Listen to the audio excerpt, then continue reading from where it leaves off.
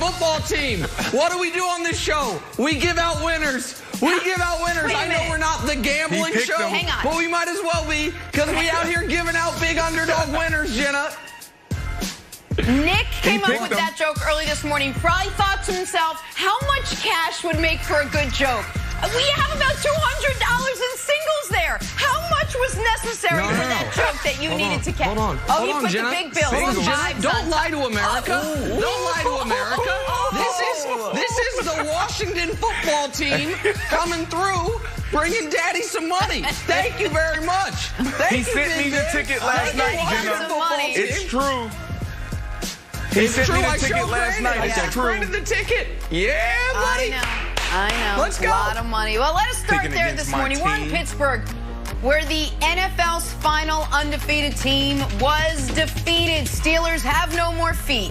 Hosting Washington, they blew a 14-0 lead just before the half. This team doesn't do that. They also played sloppy all night. 7 drop balls for Pittsburgh, their most in 15 seasons. You cannot win that way.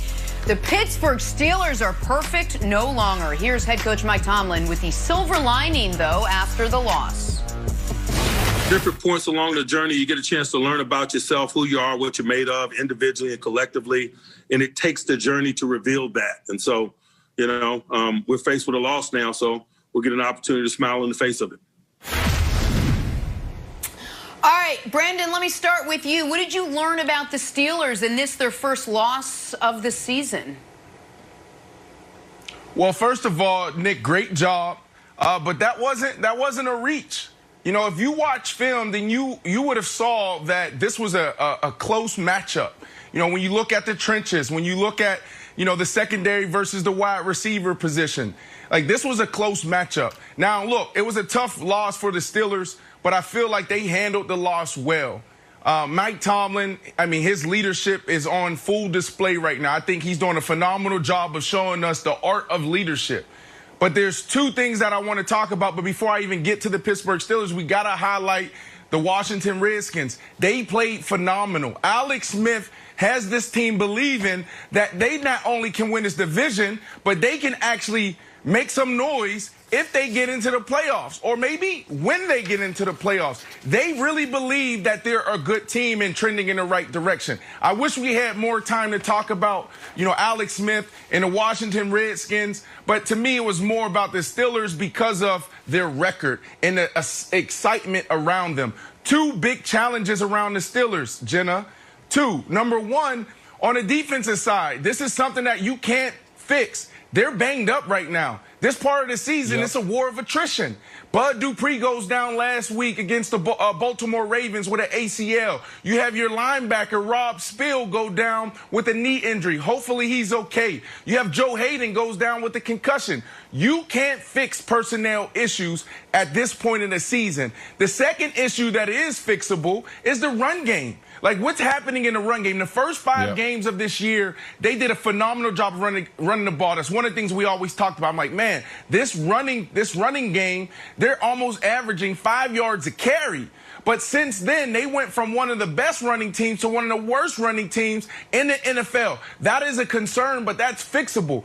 I don't think you lean on Big Ben to cook. That's not the recipe for success for the Pittsburgh Steelers. Well, what you need is play good defense, because you have a really good defense, Nick.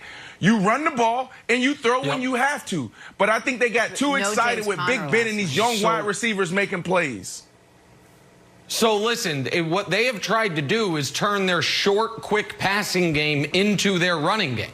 We've heard the term the pass game as an extension of the running game. For the Steelers, the passing game has replaced their running game, and their offense is way too predictable. They do 2 things on offense, and running the ball is neither one of them. They do quick, immediate passes and deep shots down the sideline. They're not taking intermediate shots in the middle of the field. Big Ben is either getting the ball out of his hands in 1.5 seconds, or he's holding on to it for a decent amount of time so he can take a shot to one of their star receivers down the sidelines. And once again, of course, the Steelers have the deepest, maybe best receiving core overall, or one of them, in the entire league. But, Brandon, to your point, the reason that I picked Washington to beat them is because this loss has been a long time coming. The Steelers looked unbelievable against the Browns. That was October 18th. Think about what we've seen from them since then if you throw out the games where they were playing third-string quarterbacks in Cincinnati and Jacksonville. Against this defense, those teams are drawing dead. When they're playing real competition, right? Tennessee, they looked really good for about 2.5 quarters. And then Tennessee scored 17 straight, almost stole that game. Baltimore has a chance to win the game the first time they play. Lamar passing into the end zone, despite Lamar having 4 turnovers, 1 pick six, and 1 near pick six. They were down 10 points going into the fourth quarter against Garrett Gilbert and the Cowboys. And then last week, RG3 fumbles on the opening drive, throws a pick six on the second drive, and the Ravens are still the COVID Ravens in that football game. Pittsburgh has not looked good since, let me rephrase it. Pittsburgh has not looked nearly as good as their record would suggest since October. Right. Yeah. So not only was this loss to me predictable, I don't think they're done losing unless they fix, Jenna, some major issues I feel they have on the offensive side of the ball. Well, we should just mention James Conner was out last night, and they didn't really get anything from Snell or from McFarland. But Steelers tight end, and that could be why Big Ben had to do so much. Steelers tight end Eric Ebron took to Twitter after the loss, saying, "This humbling game. I'm happy about this loss. The fire has been relit. We will be ready come Sunday." That's lemonade right there, kids.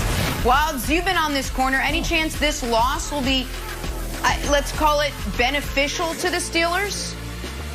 100%.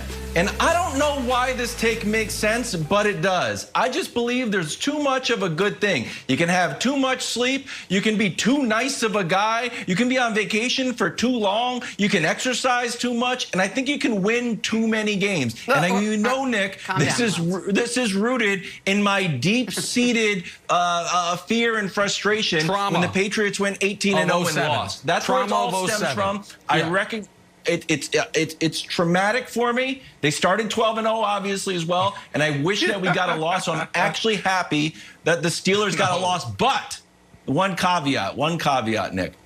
Eric Ebron, after dropping the ball, you can't say this. You can't say it. Someone else has to say it. You can write a little note and hand it to somebody. And we can be like, hey, I actually think this is good for us to lose, but I can't say it. I dropped a bunch of balls. Like, so can you say it and kind of get it out there and kind of energize the team? But I dropped too many balls to actually say it, Nick.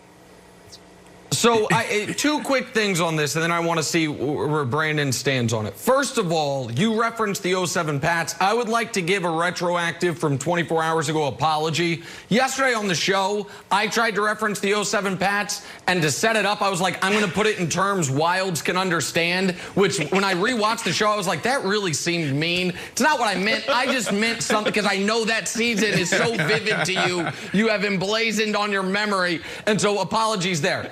Here's why I don't buy that this is good for the Steelers, Brandon.